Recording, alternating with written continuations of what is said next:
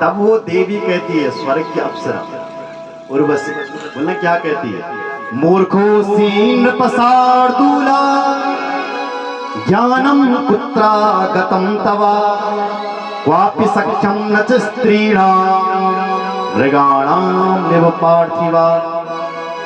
राजन, मैंने धरती में तेरे जैसा मूर्ख राजा कभी नहीं देखा। आजा हक्का बक्का रह गया, क्या कह रही है,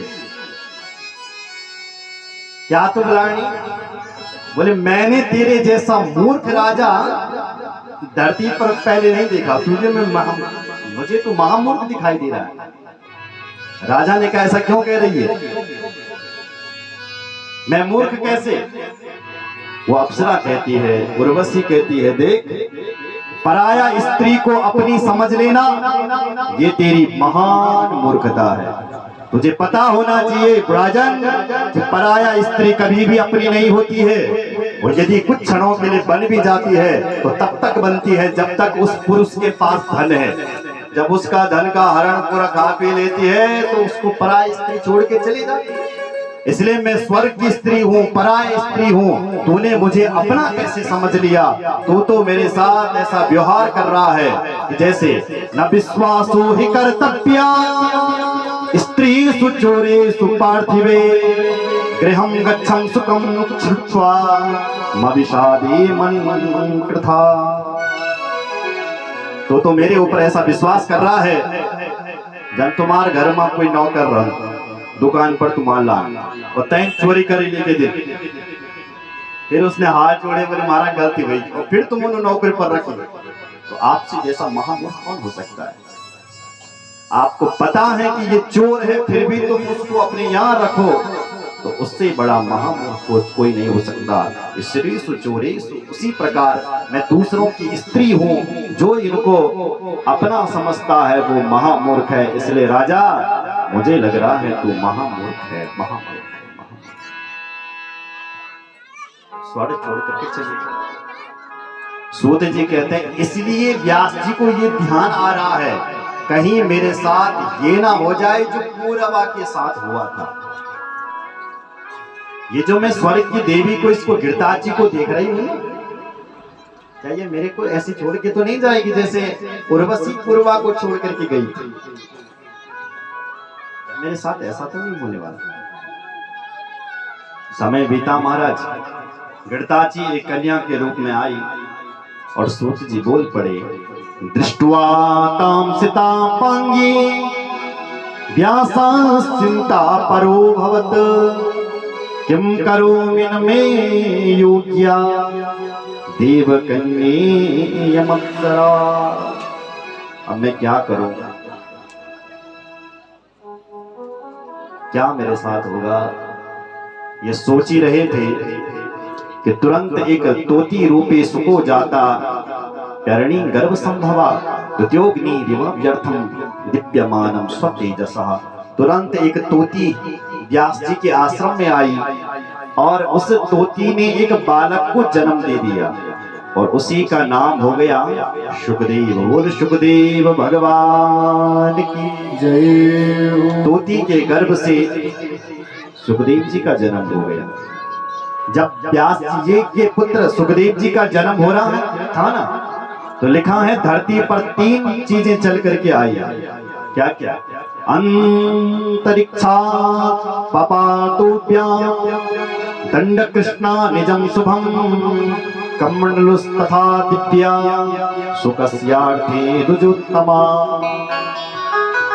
अंतरिक्ष से सुखदेव जी के लिए 3 चीजें प्रकट हुई। पहला दंड, दूसरा कमंडल और तीसरा मृगचरण। ये 3 चीजें धरती पर आई। सुखदेव जी धीरे धीरे बड़े हुए, बालक का लालन पालन हुआ। बालक जैसे ही बड़ा हुआ, व्यास जी कह रहा है बेटा ब्याह करो, गृहस्थी जीवन अपनाओ। गृहस्थी का उद्धार भी हो सकता है। सुखदेव जी ने कहा नहीं, मैं तो ऋषि मुनि बनूंगा। व्यास जी ने कहा गलत। बेटा, प्रत्येक व्यक्ति जो संसार में जन्म लेता है ना, उसके ऊपर 3 ऋण होते हैं। बोलो जय श्री राम। पहला ऋण होता है पितृ ऋण, दूसरा होता है ऋषि ऋण, और तीसरा होता है देव ऋण। हमको चाहिए कि हम इस संसार से इन तीनों ऋणों से मुक्त हो जाए। इसका भी संसार में जन्म हुआ। बोलो जय श्री राम। देव ऋण, देव पितृ ऋण, पितरों का भी तुम्हारे ऊपर ऋण है। और पितरों के ऋण से व्यक्ति ऋण कब होता है? बोले बेटा, व्यास जी कह रहे हैं बेटा, जब व्यक्ति, जैसे आपके माँ बाप ने आपको जन्म दिया है, ऐसी आप किसी पुत्र को जन्म दे, तब व्यक्ति पितृ ऋण से मुक्त हो जाता है।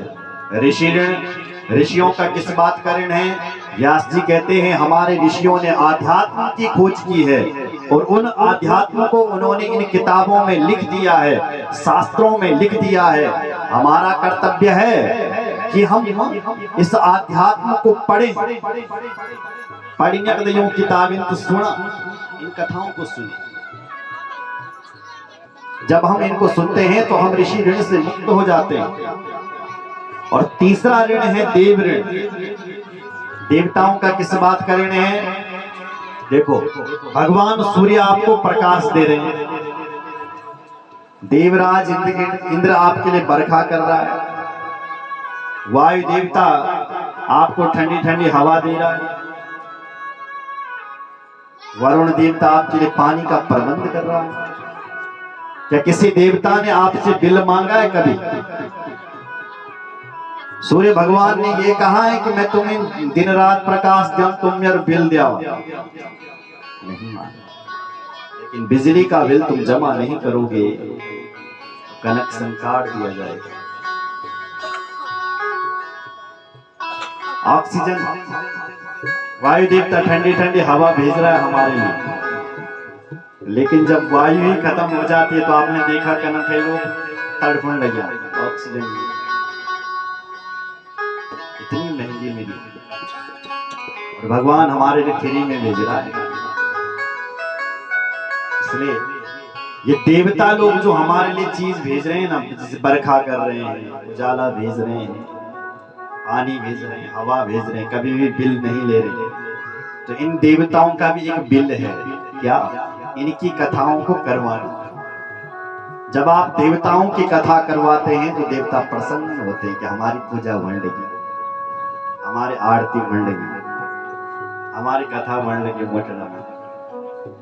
तो देवता हमें और सुख प्रदान करते हैं। जब कोई उनको हवन नहीं करता, पाठ नहीं करता, कथा नहीं करवाता अपने गांव में, तब बिजली कड़कती है, तब क्या फुड़दा वाली है ना, तुम गाँव फुड़ा, हाँ, तब भागने लगे गाँव। इसलिए शुभ काम करते रहो, नाम जपते रहो, स्मरण करते रहो। देवताओं का भोग है हवन।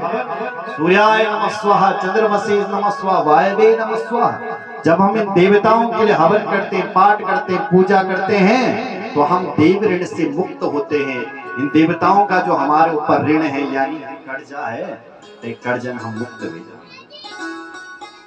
क्योंकि हम उनके लिए करते। इसलिए बेटा सुखदेव, तुझे भी ब्याह करना पड़ेगा, तभी तो मेरे पितृ ऋण से मुक्त हो सकता है। सुकम प्राह सुतम व्यासो वेदोधि तस्य त्वया नघा, धर्मशास्त्राणि सर्वाणि कुरु भार्या महामते। देख बेटा, मैं तेरे लिए सुंदर भार्या ढूंढ करके लाता हूं। अपुत्रस्य गतिर् नास्ति, स्वर्गे नहीं बच्चे नहीं बच्चा। पुत्र के बिना बेटा गति नहीं होती।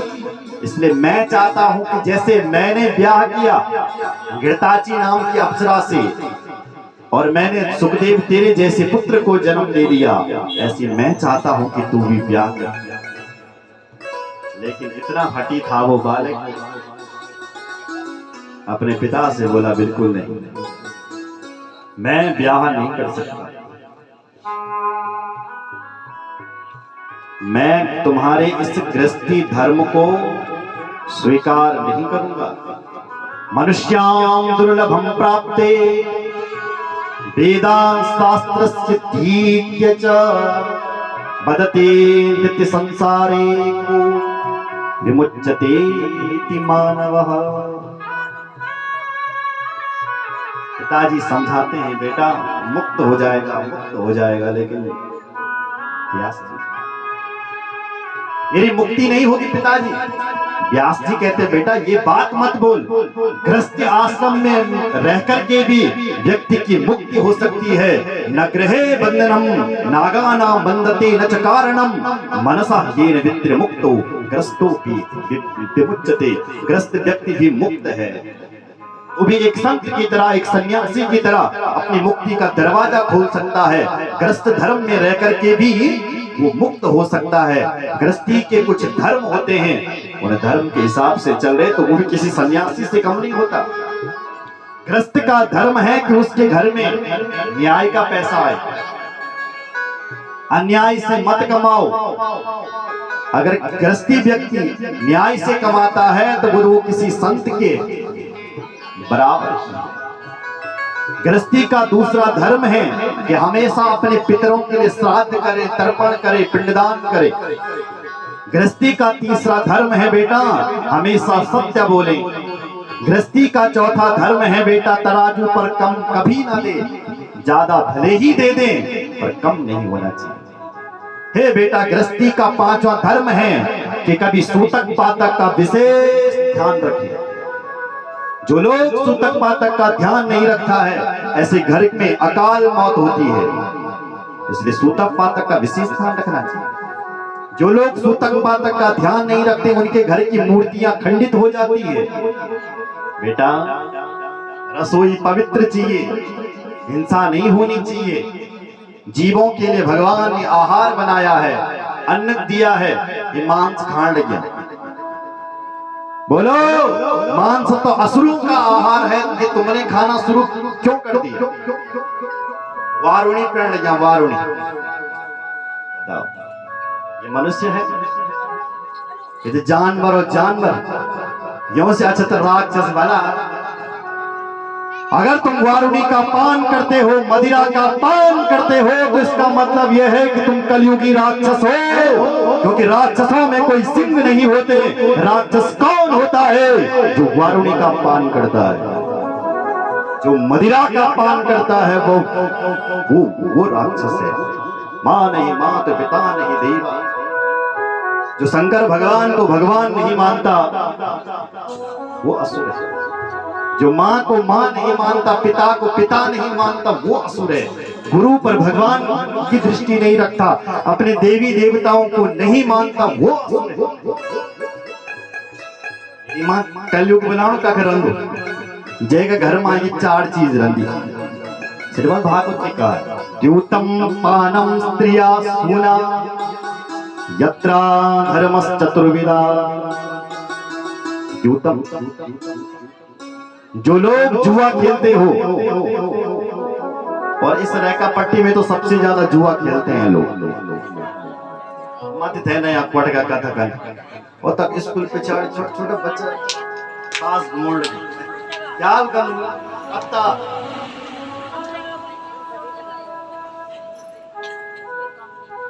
पास। जिस घर में, जिस गांव में ताश खेले जाते हैं, जुआ खेला जाता है, ऐसा गांव में कलयुग बैठा हुआ है। ऐसे घर में कलयुग बैठा हुआ है जहां जुआ खेला जाता है। पानम, जहां सुरवा पान हो रहा हो, वारुणी का पान हो रहा हो, ऐसे घर पर भी कलयुग बैठा हुआ है। यूतम पानम स्त्रिया, जहां लंपट पुरुष रहते हो वहां पर भी कलयुग रह रहा है। सोना नाम हिंसा, जो लोग जानवरों की हिंसा कर रहे हैं, बकरों की हिंसा कर रहे हैं, न जाने की क्या मान लगे हिंसा करना।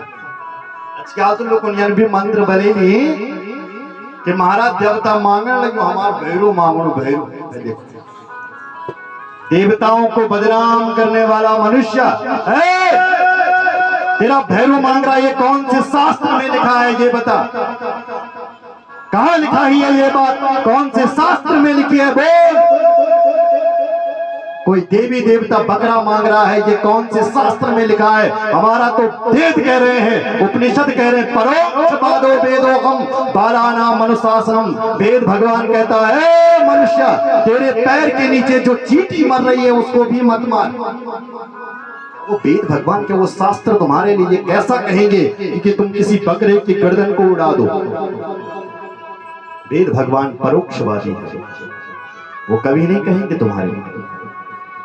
यू कहीं चलाए भैया नियम तक बाकर जाओ, ये तांत्रिक लोगों ने चलाया। कौन से तांत्रिक थे? उन तांत्रिकों ने। महाराज तांत्रिक हमारे जो पिछले जो लोग थे ना, कौन ज्ञान में थे, कौन शास्त्र नहीं पढ़े, पुराण नहीं पढ़े, ये तांत्रिक पिछाड़ी चले चले तांत्रिक अलात और भालू है चलो तो यन काम को कि बाखुर मार जब तो देखो खुश बोल।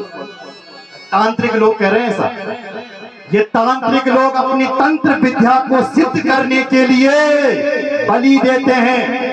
मेरी माताओं, किसी भी शास्त्र में ये नहीं लिखा है कि तुम बलि मारो।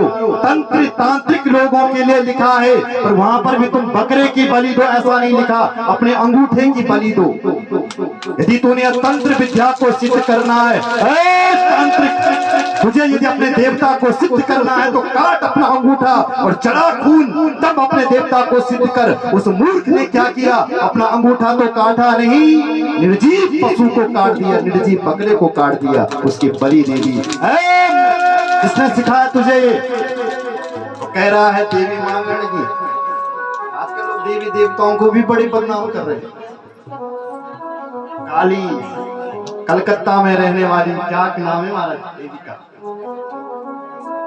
काली मांगने की। काली एक देवी और है, कामाख्या। कामाख्या देवी मांगने, झूठा। तांत्रिक लोगों ने अपनी तंत्र विद्या को सिद्ध करने के लिए ये काम किया।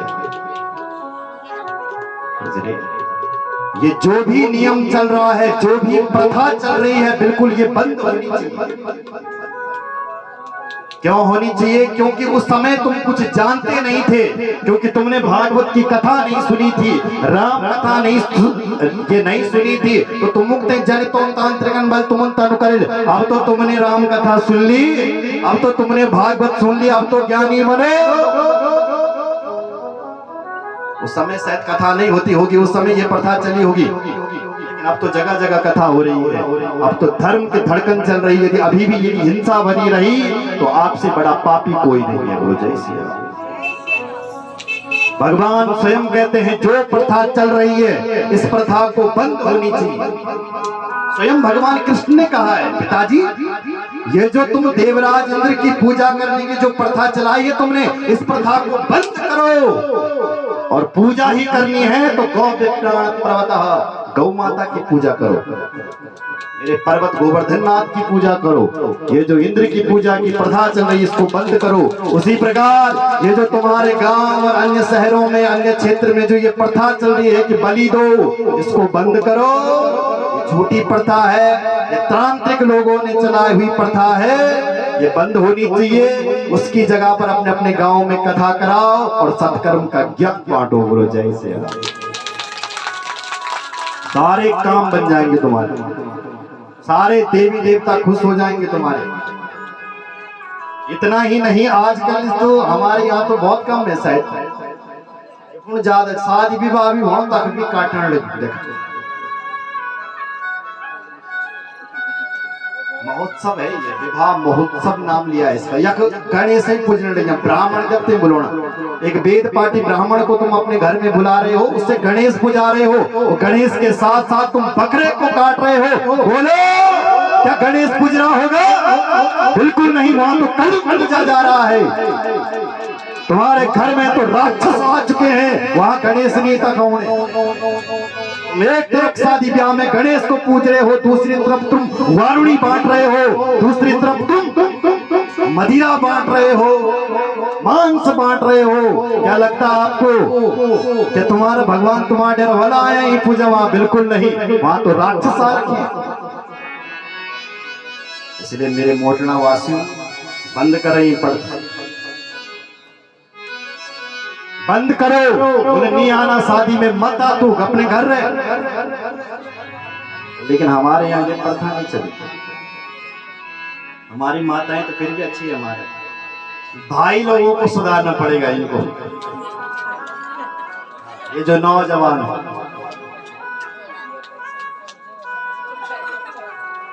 अपने आप को बदल दो।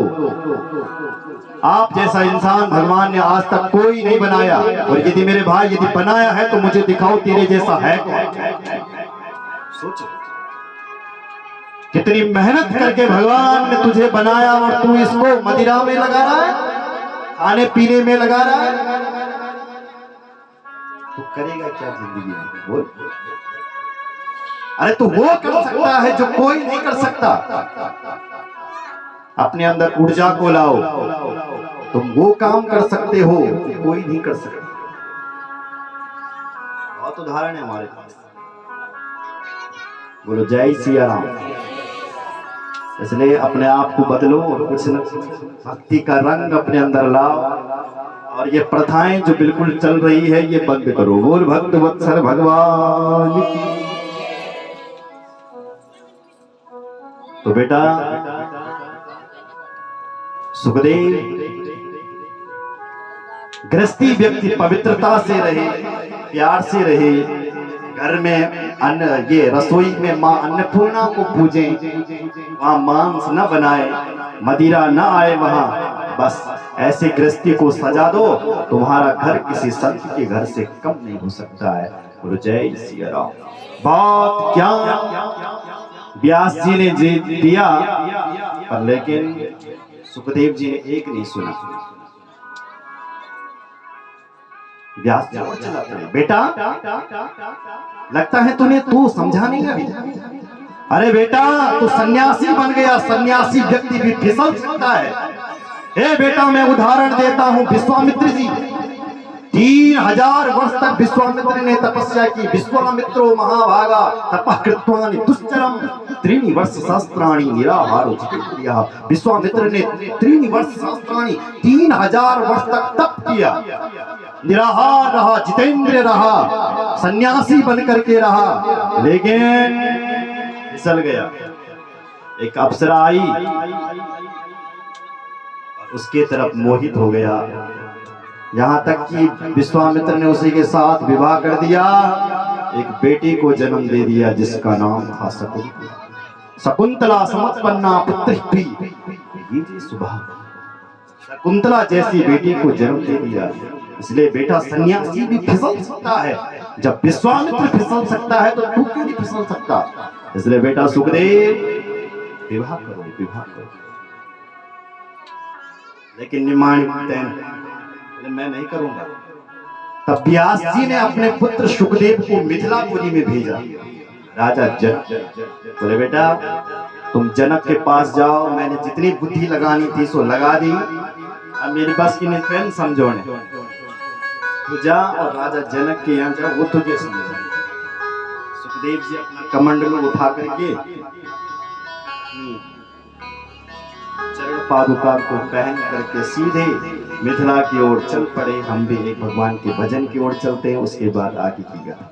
बोल सतगुरु भगवान की जय हो, गंगा मैया की जय हो, भक्त वत्सल भगवान की जय हो। हर हर महादेव।